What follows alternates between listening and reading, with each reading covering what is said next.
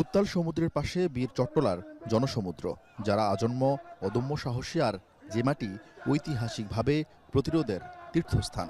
সেই জনপদে প্রায় ২১ বছর পর জিয়াউর রহমানের পুত্র তারেক রহমান।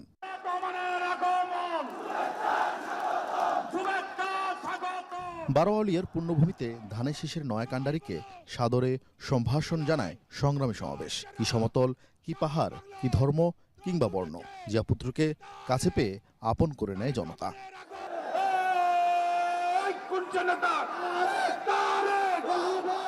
তারেক রহমান বক্তব্য শুরু করেন চট্টগ্রামের আঞ্চলিক ভাষায়। রাজনৈতিক প্রতিপক্ষের সমালোচনা না করে বরং অধিকার আদায়ে সবাইকে সজাগ থাকার আহ্বান জানান।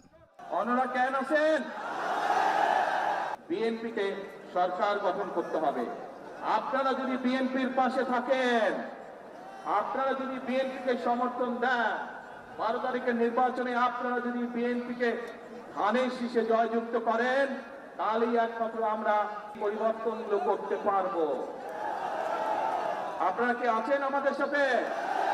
আলহামদুলিল্লাহ। খালেদা জিয়া সরকার চট্টগ্রামকে বাণিজ্যিক রাজধানী করার পরিকল্পনা করেছিল জানিয়ে তারেক রহমান বলেন, সেই পরিকল্পনার বাস্তবায়ন করবেন তিনি।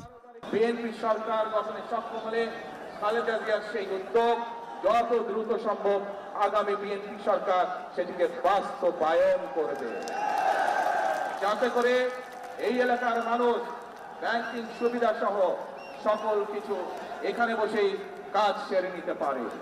দুপুর 12:30 এই চট্টগ্রাম অঞ্চলের সঙ্গে বিএনপির সম্পর্ক গভীর করেন খালেদা জিয়া, যার প্রতিদান ভোটের মাঠে দিয়ে আসছে এই অঞ্চলের মানুষ। তবে জনমনের প্রশ্ন, আগামী দিনে সেই সম্পর্ক কতটা অগ্রসর হয়। তবে মঞ্চ থেকে তারেক রহমান আশ্বস্ত করেছেন, আগামীতে এই চট্টগ্রামের সঙ্গে বিএনপির সম্পর্ক হবে আরো গভীর।